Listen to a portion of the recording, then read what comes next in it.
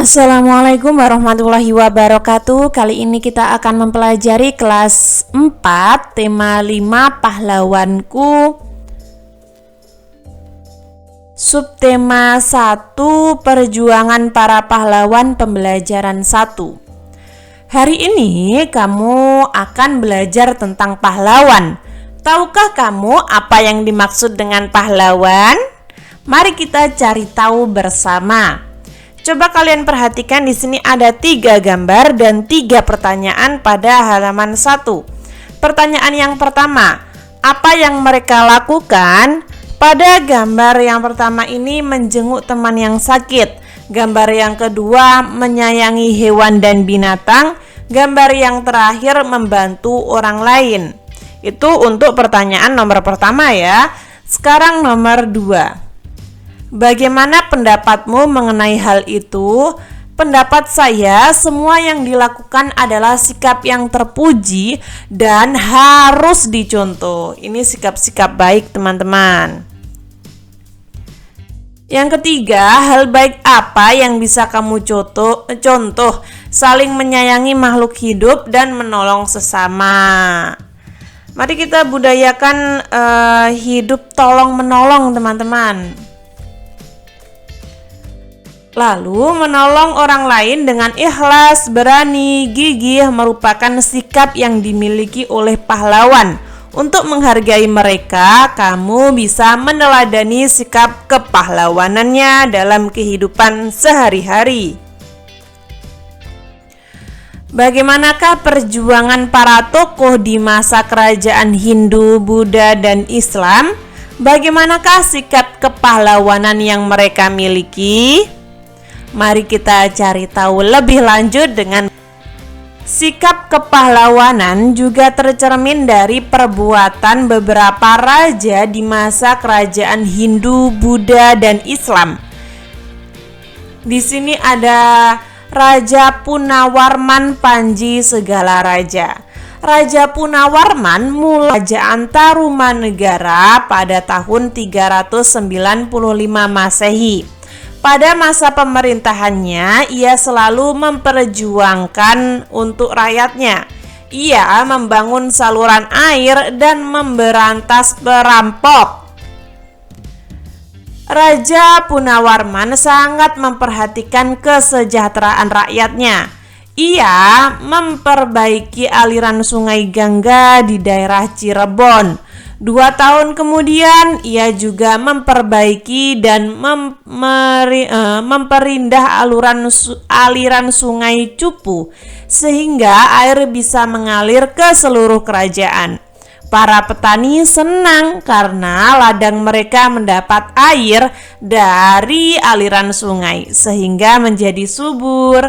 Ladang para petani tidak kekeringan pada musim kemarau.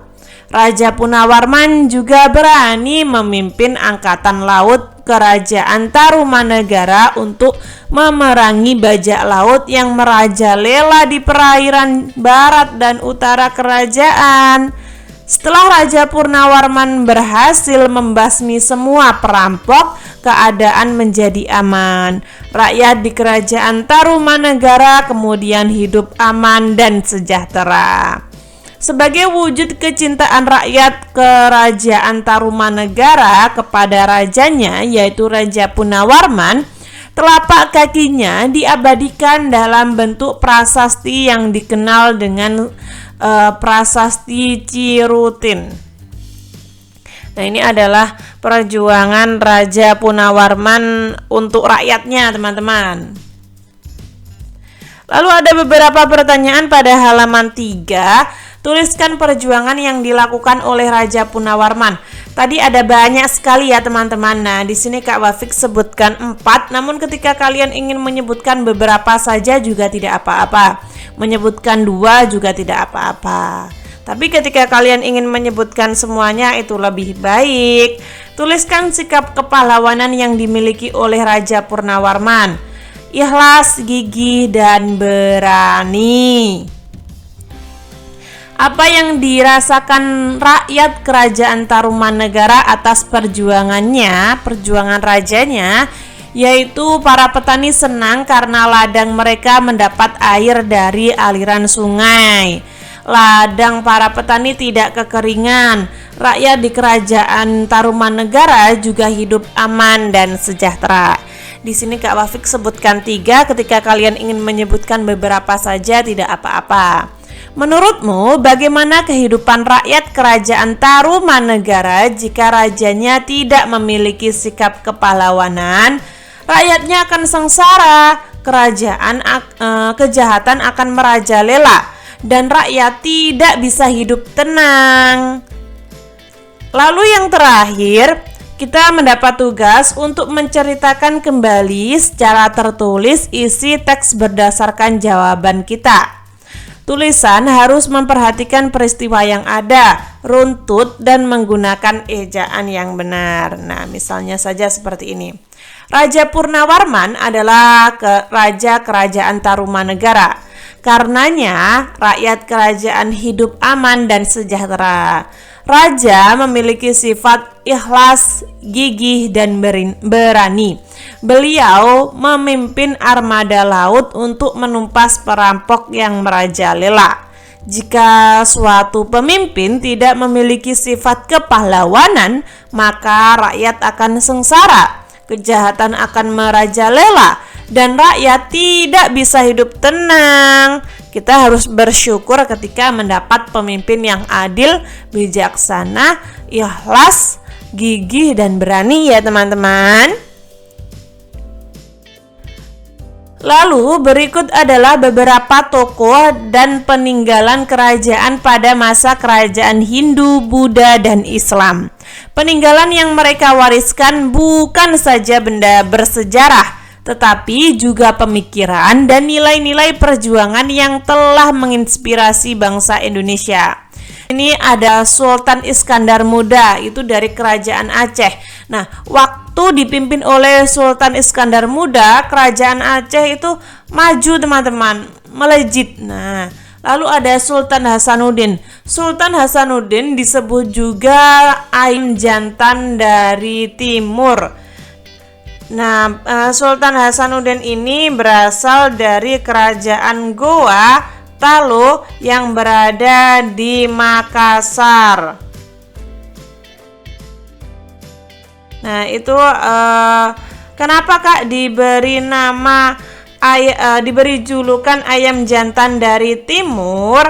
Karena sosok Sultan Hasanuddin itu pemberani dalam mengusir penjajah dari Sulawesi Selatan, membuat Belanda itu memberikan nama julukan seperti itu. Lalu ada Raja Balaputradewa dari kerajaan Sriwijaya Palembang. Lalu ada Prasasti Ciruten, peninggalan kerajaan Tarumanegara yang kita baca tadi.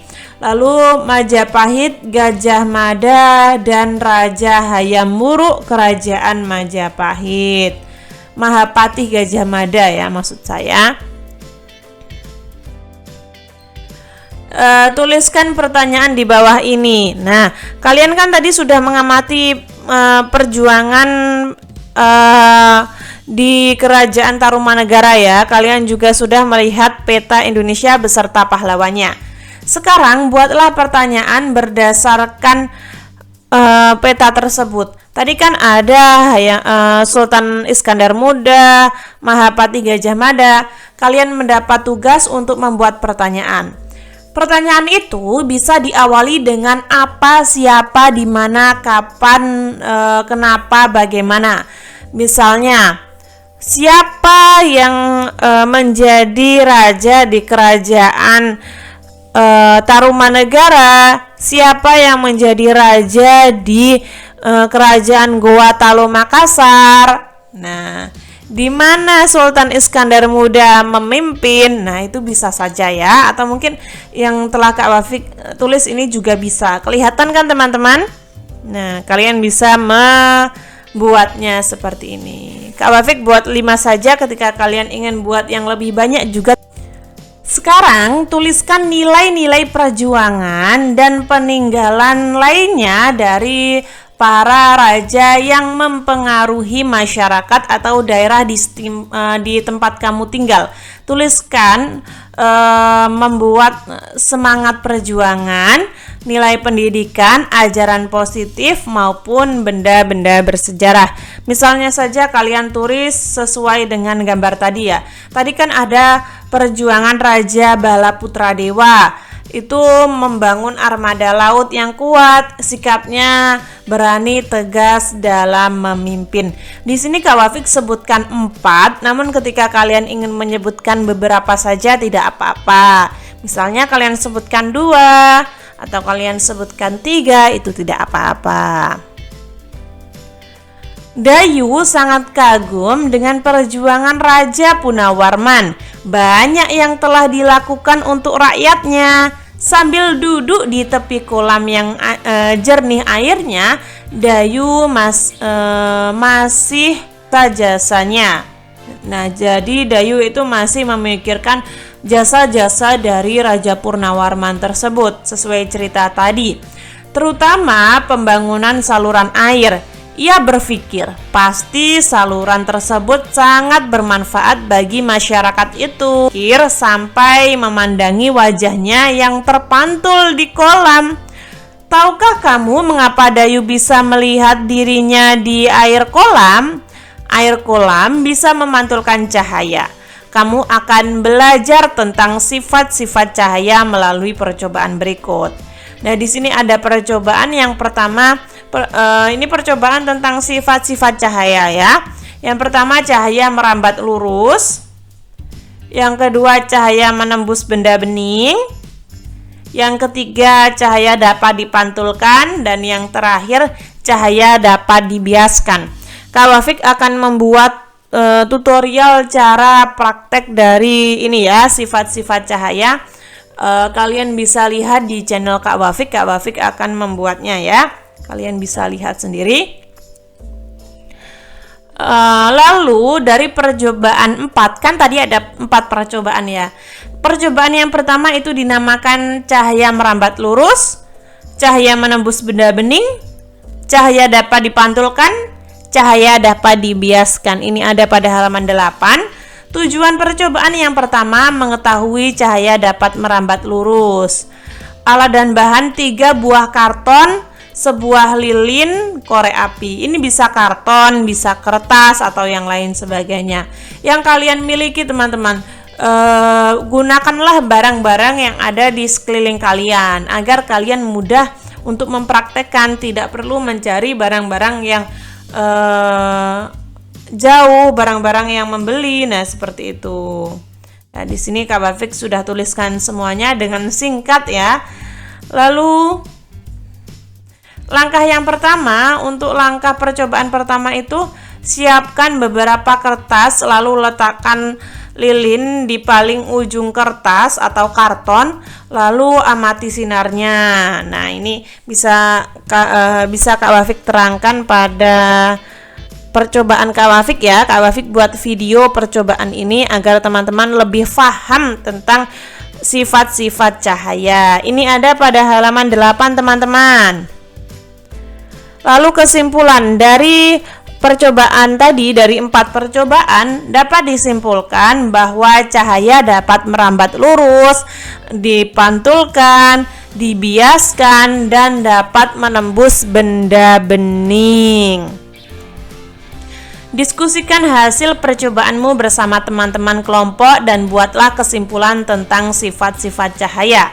Berdasarkan hasil pengamatan bahwa sifat-sifat cahaya diantaranya yaitu cahaya dapat merambat lurus, menembus benda bening, dapat dibiaskan, dan dapat memantulkan. Nah, seperti ini teman-teman. Ini ada pada halaman 9 yang paling atas. Lalu ayo renungkan. Kak Wafik akan bahas yang ayo renungkan. Apa yang telah kamu pelajari dari materi hari ini? Kita telah mempelajari tentang bahasa. Yang pertama menulis cerita atau menceritakan kembali teks. Yang kedua menyampaikan laporan tentang sifat cahaya. Yang terakhir mengidentifikasi peninggalan sejarah. Apa yang ingin kamu ketahui lagi dari materi hari ini? Yang ingin saya ketahui lebih lanjut adalah sikap kepahlawanan dari semua pahlawan di tanah air ini. Misalnya saja seperti itu. Atau mungkin kalian memiliki pemikiran lain juga tidak apa-apa. Bagaimana sikapmu ketika mempelajari materi hari ini? Sikap saya antusias, penuh semangat, menumbuhkan sikap cinta tanah air. Misalnya saja seperti itu ya. Kesimpulan tadi kita sudah belajar. Yang pertama, menceritakan kembali isi teks dengan bahasa sendiri, menyampaikan laporan percobaan tentang cahaya, dan mengidentifikasi peninggalan sejarah masa Hindu, Buddha, dan Islam serta pengaruhnya bagi masyarakat sekitar.